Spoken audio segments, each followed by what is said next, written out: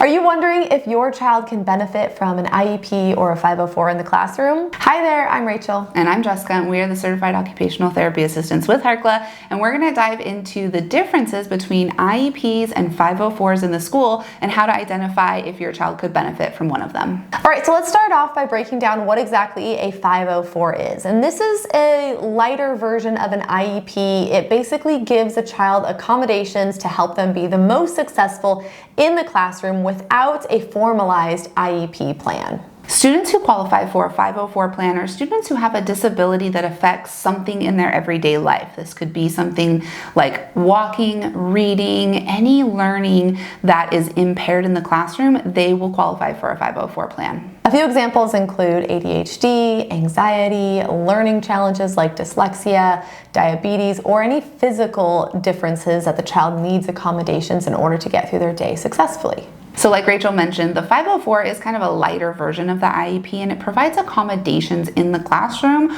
or provides accommodations to help the student have access to their academics and access to learning in the classroom without changing what they're expected to learn. A few examples could be requiring extra time on tests, taking breaks throughout the day, sitting in a different part of the classroom, leaving the classroom for a break if needed, things like that to help the child get through the day a little bit more successfully. Now, an IEP stands for Individualized Education Program or Plan, and this is actually a legal document that outlines how the school is going to help and accommodate the child who has disabilities of some sort access to their learning and help them to get the most out of their school experience. So who qualifies for an IEP? Children who have a diagnosis of autism, epilepsy, anxiety, ADHD, intellectual disabilities, learning challenges like dyslexia, dysgraphia, really anything that is impacting a child's ability to get through their day successfully.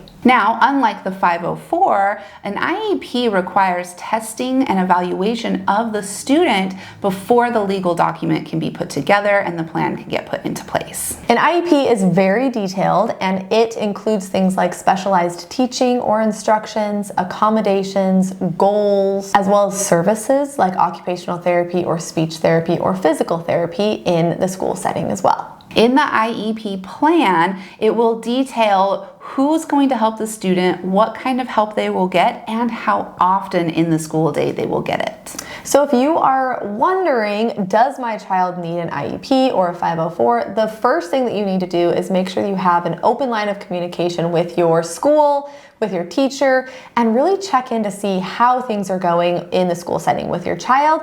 If your child was in preschool and they had an IEP or accommodations, most likely those will transfer over into elementary school and so forth, going along into middle school and high school. But it's really important to make sure that you are advocating for your students' needs and you are keeping track of what strategies are the most beneficial for your child, because if you're not keeping track of these things, you are your child's best advocate and you know what works best for them. Now, if your child is going to be on an IEP and you are going to have a meeting with the school, with the therapist, with the teacher, principal, and if this feels overwhelming, you are not alone. This is something that can be very challenging for parents to go to because you are going to be in this room talking about all of your child's challenges. So you want to make sure that you're prepared, create some notes where you know exactly what questions you're going to ask, but also write down exactly what your child needs on their IEP so you don't forget anything.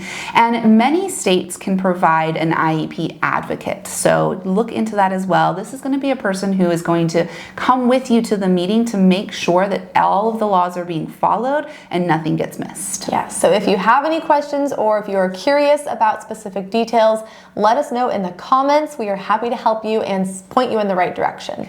If this video was helpful, we'd love to hear from you. Like Rachel said, leave us a comment. Make sure you click the like button and make sure you're subscribed. If you want more ideas, more strategies, more information, make sure you listen to our podcast, All Things Sensory by HRCLA. You can find it on all major podcast platforms. And make sure you're following us on social media. We're at HRCLA_family as well as at All Things Sensory Podcast. And with that, we'll plan on seeing you next week for another video. Okay, bye.